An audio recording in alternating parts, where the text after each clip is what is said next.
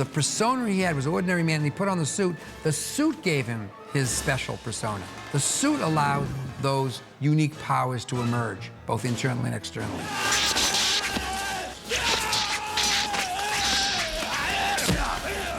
He is a real person, and he's just, you know, he's trying to intimidate and frighten is part of his modus operandi. From the beginning, just felt he was black. You know, just there was no question about it, not blue or dark gray or whatever. It can be truly said that I have a bat in my belt. And obviously, the leotard is ridiculous. Shall we dance?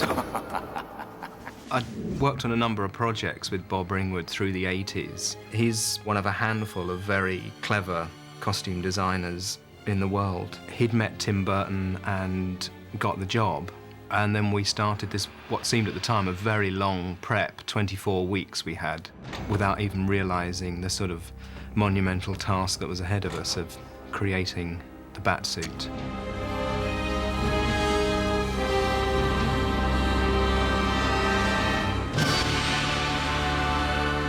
Yeah, I guess we had all the comics, and obviously Tim and Bob, you know, from the outset, we're not going to put a guy wearing his sort of underpants over a pair of tights. We were definitely never ever going to do that look. Bob was very keen on bringing other elements in, which helped develop it into something other than just a kind of muscle suit. We started off with a live cast of Michael, and basically sculpted the Batman elements over it, leaving all the spaces for him to bend his arms and legs, and all the joints had to be kept mobile. Once the shape worked, then we had to take moulds of it, and the moulds then had to have foam cast into them. All the pieces then had to be glued onto the undersuit and all of that, and the cowl had to be joined onto the cape, which had to be joined to his body, because the cape was very heavy. The whole idea of making that cape just came to Bob one day. We were at lunch one day and we were sitting in a restaurant, and I think it may have even been a circular table, and it just hit him that if we used a table as a mould and sprayed that with latex, we could make a big circular cape as big as we wanted. Worked on several different types of weights of the cape, you know, in terms of easier to flow in the breeze, more heavy to give it a weight to it, more wingspan. Just whatever we could do to give him the persona that he was trying to project. And we did texture the latex suit and particularly the cape, so it had a kind of bat skin texture to it. And we were experimenting then, really. You know, the latex was probably a couple of inches thick in places, so you're dealing with something that's very hot and uncomfortable to wear.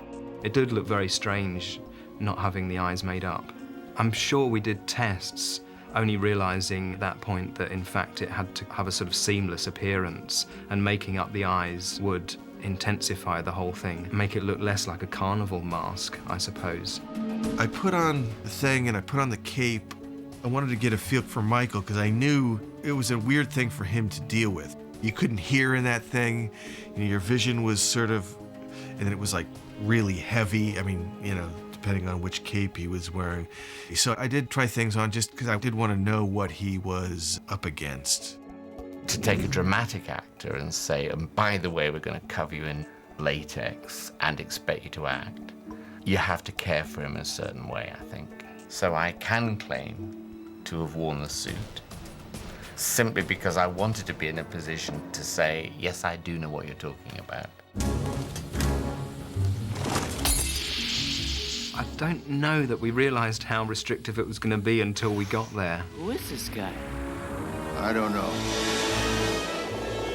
Until we find out, keep a lid on it.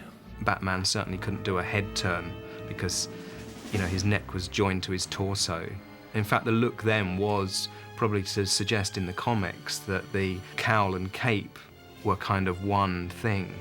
I think Michael's problem was he had to find a physical vocabulary to cover the inadequacies of the suit. So we have what became known, and actually has become loved by a certain sort of fan, as the bat turn. John Peters came to me one day and said, Warner's have this thing going with Nike. Can you use any of their sportswear? And I talked to Bob and he said, well, 80s sportswear is not going to fit in with our 1940s look. And then it just came to us that, why don't they make the Bat boots? They made the Bat boots from scratch based on one of their cross trainers at the time. Michael and the stunt guys absolutely loved them. They had, you know, a really supportive, comfortable boot. Michael Keaton tried to do all his own stuff, but it's hard enough normal to do that, but when you've got this almost immovable suit on, you have to be a kind of Superman to be able to move. So we had a normal stunt guy, we had a karate martial art guy, and we had a ballet dancer. And the ballet dancer was the one who did the walk-in, because this guy could swish his cape and look great, you know. And then 2 quite tough guys to do the fighting. Once he was filming and looking good on camera, that was when we were happy with what we'd done. That's kind of Bob at his height, at his best. I mean, superheroes is what he does best. He just knows how to sell those costumes. Looking back, I think we're all very proud of what we did then, really.